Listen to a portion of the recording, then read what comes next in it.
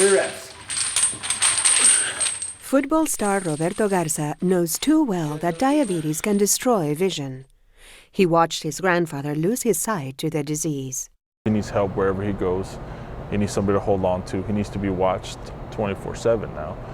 Diabetes is a leading cause of blindness, but it doesn't have to be. Most of the time, vision loss from diabetes can be prevented. If your eyesight has been affected already, there are treatments and devices that can help you be as active as possible. This program will show you how you can protect your vision by controlling your blood sugar levels and getting regular checkups with an ophthalmologist, an eye medical doctor. Maintaining our vision is critical, you know. Being able to see and being able to depend on yourself is something that everybody wants to do. Nobody wants to be, you know, held by the hand.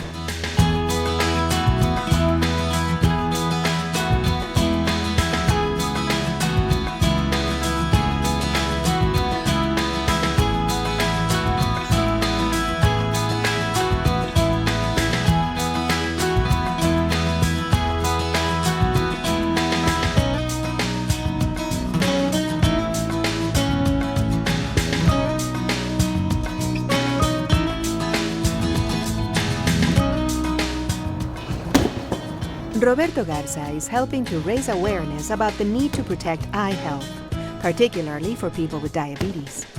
It's yet another leadership role for this extraordinary athlete. He loves his role as the center on the Chicago Bears. He's a pioneer in the National Football League. And if you can help them win, they don't care what color you are. So being Latino, being Mexicano, I don't think has ever held me back one bit. Go! Roberto did encounter obstacles on his road from Rio Hondo, Texas to the NFL. Like so many of us, he drew strength from his family. I think to me, my work ethic, which what I learned from my parents, is something that's carried me even to this day. But there is something else Roberto carries from his parents, a risk for diabetes. Because of his grandfather's experience with the disease, for Roberto, the fight for eye health is personal. Having great eyesight is a part of the game.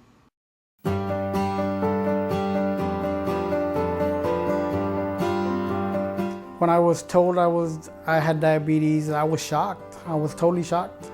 Even though it runs in my family, it's hard to hear. Finding out you have diabetes can indeed be hard. But learning more about the disease will help give you the confidence you need to manage it. Diabetes is a disease in which the body of a person cannot process properly sugars and carbohydrates. And this inability to manage sugar in the body causes damage to the blood vessels in particular. And that's where a lot of the complications from diabetes arises. Right in here, please. George has the most common kind of diabetes, called type 2. The risk for this disease increases when a person is overweight, inactive, or getting older. Risk also increases with a family history of the disease. Diabetes is a lot more prevalent among certain ethnic groups, in particular American Indians and the Hispanic populations. So in Puerto Rico, we see a very high incidence of diabetes because of our Hispanic heritage. The interesting part, though, is that the problem of diabetes has now begun to move into the general population. We believe it's due to a combination of dietary problems and, unfortunately, the increasing sedentary lifestyle that our children are living. As society gets more overweight and gets less exercise, type 2 diabetes is becoming a different problem than we've seen in past generations. It used to be grandpa's and grandma's condition, but now you're seeing type 2 diabetics. I think my youngest one may be 8, 9 years old. And I have patients, unfortunately, who are in their early 20s who are now legally blind from type 2 diabetes. Lourdes has the other kind of diabetes, type 1. Like many people with this form of the illness, she found out she had it when she was young. I was diagnosed with diabetes type 1 since I was 2 years old, and since I was 7, 8, I managed my condition by myself. As a little girl, I remember my parents that they were always telling me to take care because I can lose my vision or my extremities because of the diabetes. Lourdes' parents were correct. Both type 1 and type 2 diabetes can affect the eyes. They both have problems with management of blood glucose or blood sugars, and the ups and downs, our inability to maintain a safe range between the high and the lows, is what causes the damage, and both can have a serious impact on the vision. Despite her parents' warning, Lourdes admits she became casual about managing her diabetes. When I was a teenager, I remember that I just want to be just like other teenagers. She was a young adult with a career and a child when Lourdes suddenly faced the frightening reality. Uncontrolled diabetes was attacking her vision. The first time that I noticed something wrong with my eyes was on a plane that I was going to New York, when I lost my vision on one of my eyes more than in the other one. When she got back home, Lourdes was referred to Dr. Berrocal. Together, they have worked to preserve her remaining eyesight. It is important to keep in mind that blindness from diabetes is a preventable disease.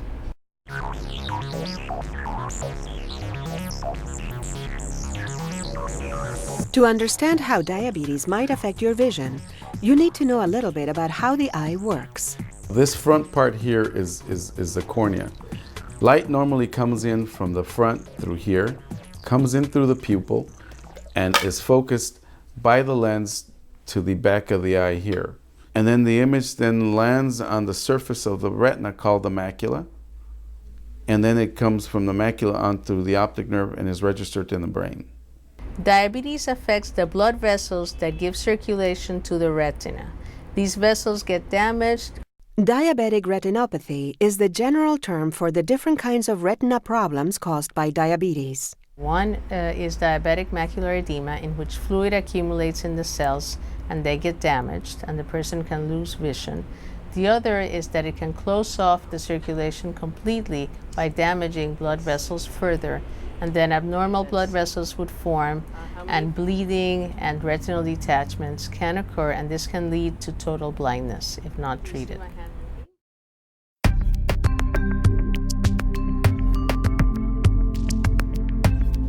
If you have diabetes, you should be having your eyes checked regularly by an eye medical doctor. Being checked for glasses or contact lenses is not enough to protect your vision. When someone goes and has just an eye examination for glasses or contact lenses, the exam for that is very superficial. Unless they use a special device to test the pressure on your eye, and unless they dilate your pupil to look in the back of the eye, you have not had an examination to evaluate the health of your eye. So your eye care team must include an eye medical doctor called an ophthalmologist, and perhaps also a retina specialist. An ophthalmologist is a medical doctor that specializes in eye diseases. A retina specialist is an ophthalmologist who has a particular specialty and interest in the study of the retina and retinal diseases, in particular diabetic retinopathy. Many ophthalmologists also have a team of other eye care professionals to assist in your care, administer eye drops, and conduct vision testing. If you need vision correction, you might see an optometrist who can prescribe glasses or contact lenses, and an optician to fill that prescription.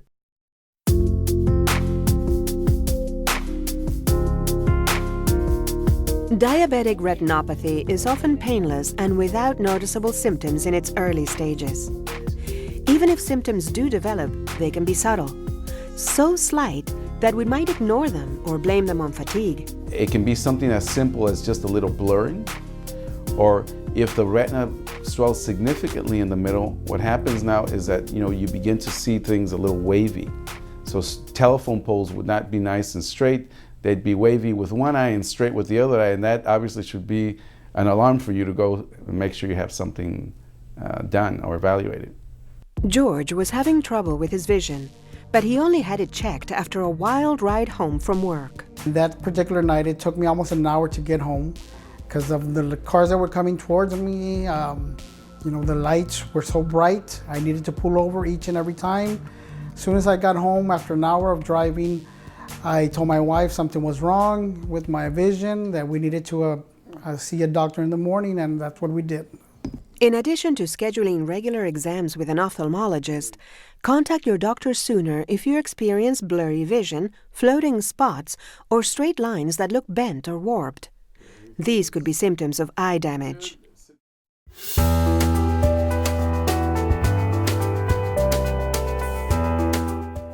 People who have a regular exam with an ophthalmologist can feel confident.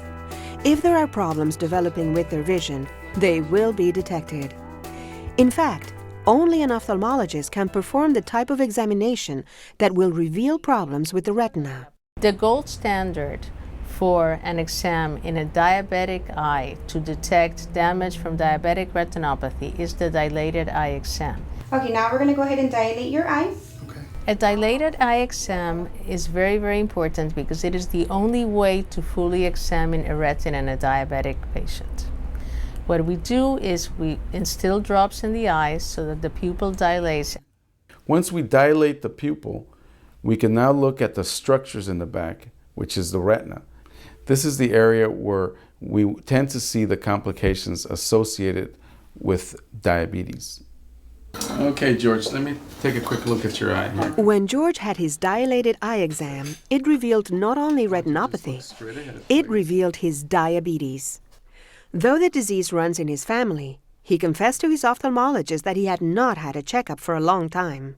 She asked me if I had a doctor, and I told her no, I haven't been to a doctor in over 10 years. And she called, she made arrangements, and I went, had the blood work done. I found out I was diabetic, type 2 diabetes. I have high blood pressure and cholesterol.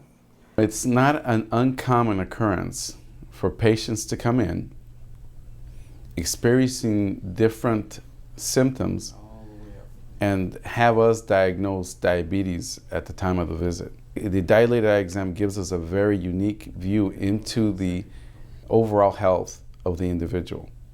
P, E, D, and T. When you go in for a dilated eye exam, your vision will be tested before you get the drops to dilate your pupils. The visual acuity test is the familiar reading of letters from a chart. Let me know if all the lines look completely straight.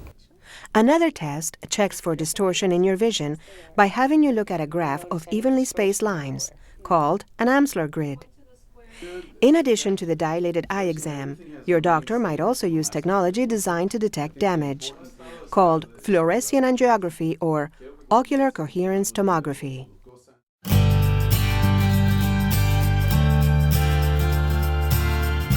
Even after a busy day at the office, Lourdes makes time to help her daughter with homework. This would be impossible if she had not received the treatment she needed to preserve her vision. Right now, I'm partially blind in one of my eyes, but that is not a limitation for me because I have to continue with my life for me and for my daughter.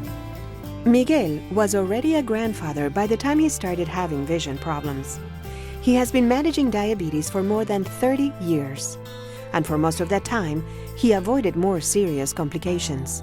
After so many years of being a diabetic, it's naturally that you have to do what you need to do, because if you don't do it, as the year passes, you are going to pay because you are not controlling very well your blood sugar. Miguel takes his medicine as directed, tests his blood sugar, and gets regular checkups. But as he discovered, you can do all the right things and still be facing vision loss from diabetes. About a year ago, I noticed in my right eye that I can see well.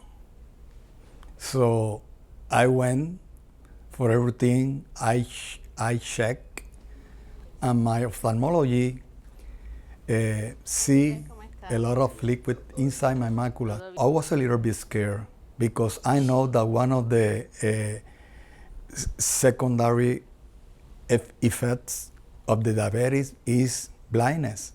So I was scared. Miguel was referred to a retina specialist where he received good news. Because his condition was detected early by the dilated eye exam, he was a good candidate for treatment. Once you have retinopathy, there's a number of treatments that can help improve vision and prevent further vision loss. The most common treatment options are laser surgery to shrink or destroy abnormal blood vessels, injections of medicines into the eye to block the growth of new blood vessels and take away fluid leaking into the eye. Some medicines may also reduce inflammation, and eye surgery to remove blood or scar tissue or to hold the retina in place. Miguel is glad he went in for that checkup with his ophthalmologist. If he had not had the dilated eye exam, his eyes might have been damaged further before he got help. My advice to diabetic patients is to go to see your physician, your eye physician, to get a dilated eye exam yearly, even if you have no symptom. As you consider your treatment options, remember you have the right to ask any questions about the cost, about the risks, about any concerns you might have. That's why it's so important to find a doctor you feel comfortable with. Finding a doctor that you can relate to and communicate to is very, very important, because diabetes is a chronic disease and diabetic retinopathy is a chronic state. And you need a doctor who can tell you what's going on in terms that you understand, that can help you through the process and the ups and downs of the disease and offer you the best treatments for your particular case. It needs to be explained to you in plain, simple language. It's this lack of communication sometimes that can result in the very negative results that we get from advanced diabetic retinopathy. Treatment is not a cure, and it usually won't restore normal vision. But catching diabetic retinopathy early and treating it may help protect the vision you have.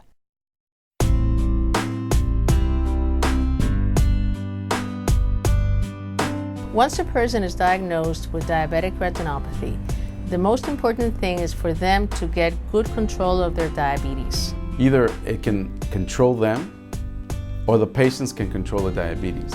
When Lourdes learned she had diabetic retinopathy, she knew she had to make changes. She is no longer casual about handling her diabetes.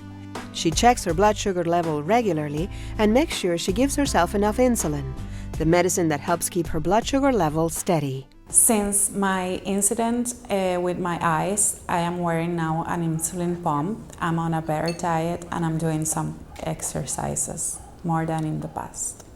Fluctuations in blood sugar damage all the blood vessels in the body. So having a normal blood sugar, a very well-controlled diabetes, is essential to preventing damage to all the organ systems, in particular to the eye. George knows what's at stake all too well. He doesn't want to repeat his mother's experience with the disease. I was very worried that I could lose my vision, especially having a mother, my mother that has lost her vision because of diabetes. I knew how serious this was. So George is determined to get control of his blood sugar levels. Complications occur because we have not taken the right steps to help the individual prevent these complications. So just because your family members have had complications in the past does not mean that you will develop complications. I've been watching what I eat. I've been taking my medicines, doing exercise, and by doing that, I've been keeping my sugars down, and I'm constantly, on top of things, especially my appointments. George knows that losing extra weight will help as well. One of the main risk factors for diabetes is being overweight. So controlling your weight is not only important to prevent getting diabetes, but once you have the disease, losing weight will help you prevent many of the complications associated to disease, in particular blindness. The reduced weight causes you to be better at controlling the blood sugar levels, which indirectly will protect your vision. Losing weight, easy to say, not so easy to do. We need to be more aware what's in the food we eat. The foods called carbohydrates, including rice, corn, and bread, can all raise your blood sugar levels. Especially for us, the Latins, we have a lot of problem with our diet that is very high in carbohydrates. So you have to keep your carbohydrates low to control your sugar. My wife played a main role in keeping my diet, eating the right food every day. So she's saving my life. Hey, babe. How's your day? George also gives credit to his partner in life. His wife Alma joins in the effort to make healthier choices. My diet especially, my wife has helped me out a lot in the way she cooks my meals, my eating habits, my snacks. And that in turn means the whole family is eating better and getting more exercise. Since George's risk for diabetes passes on to his daughter, making healthy changes now could make a big difference to her future health. Her big brothers, George's stepsons, also benefit. My entire family now has changed their eating habits. We watch what we eat now and try not to eat too late. So, and we try to exercise, maintain our exercise. That's very important to us. Let's go 5 flips, stay low. Roberto Garza has a trainer to make sure he gets the exercise he needs, even when he doesn't have a game coming up soon. That's it. Good. I think staying